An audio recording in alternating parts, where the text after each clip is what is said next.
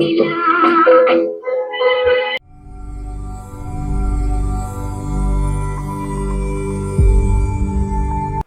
வீடியோவில் நம்ம பார்க்க போகிறது என்னென்னா ஒரு Panasonic RX M50 M3. So இந்த செட்டு வந்து ஒரு சின்ன ப்ராப்ளம் இருக்குது, இது சரி பண்ண போகிறோம்.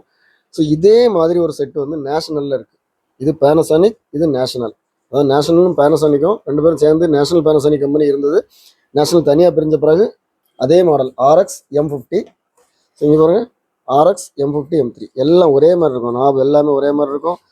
இந்த எழுத்துக்களும் பார்த்தீங்கன்னா ஒரே மாதிரி இருக்கும். எல்லாம் ஆண்டனா, இந்த ஹேண்டில் எல்லாமே ஒரே மாதிரி இருக்கும். ஸோ இதில் என்னென்னா டேப் ரெக்கார்டர் பாடுது, ஆனால் ஒரு சின்ன ஜர்க் இருக்குது. பாருங்கள், நான் போட்டு காமிக்கிறேன்.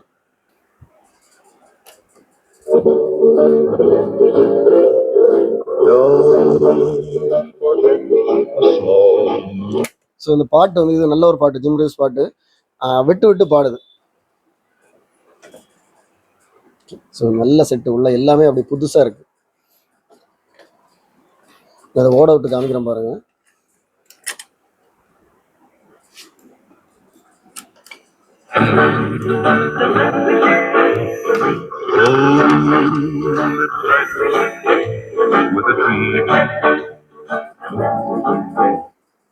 பிஞ்சு ரோலர் துள்ளி துள்ளி விழுது பாருங்க. காரணம் என்னன்னா அதில் ஒரு சின்ன பள்ளம் இருக்கு, நான் எடுத்து காமிக்கிறேன்.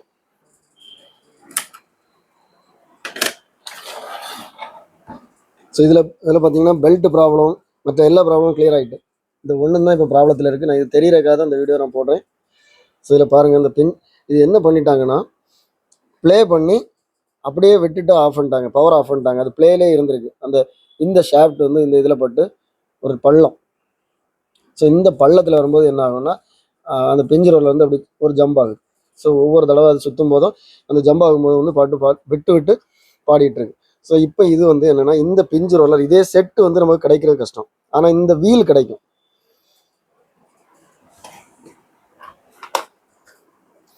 ஸோ அதுக்கு மேட்ச் ஆகக்கூடிய கரெக்டான வீலை நம்ம எடுத்து இதை போட்டுக்கலாம். எப்படி போடணும்னு பாருங்கள். இந்த மாதிரி ஒரு ஹோல் உள்ள ஒரு சின்ன பீஸில் இதை வச்சுட்டு ஒரு தின்ன உள்ள ஒரு ஸ்க்ரூ டிரைவர் எடுத்து இந்த மாதிரி வச்சுட்டு இந்த ஸ்டட்டை வந்து இந்த மாதிரி ப்ரெஸ் பண்ணிங்கன்னா ஈஸியாக வந்துடும். நான் வந்துச்சு. ஸோ இந்த வீலை நான் வெளியே எடுத்துட்டேன். ஸோ இந்த வீல் வந்து இதுக்கு மேட்ச் ஆகும்.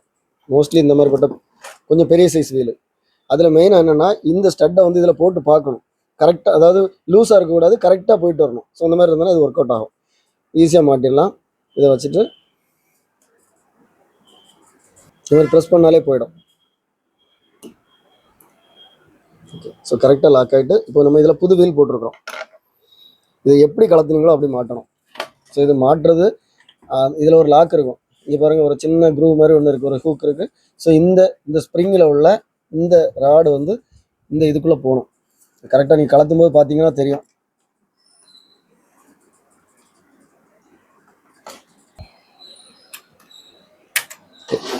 ஸோ கரெக்டாக லாக் ஆகிட்டு இதை எடுக்கும் போதும் இதில் ஒரு லாக் இருக்கும். இதை நோத்திட்டு தான் நம்ம இதை எடுக்கணும்.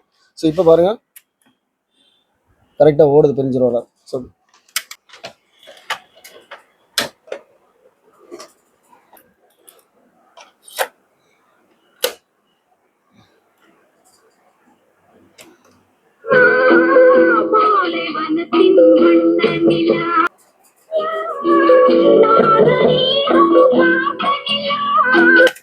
நல்லா இருக்கு. இந்த செட்டு வந்து பார்த்தீங்கன்னா சூப்பர் செட்டு. ஏன்னா சின்ன செட்டு, காம்பேக்டாக இருக்குது. அது மாதிரி பார்க்க அழகாக இருக்குது. சவுண்டும் நல்ல சவுண்டு சூப்பராக இருக்குது.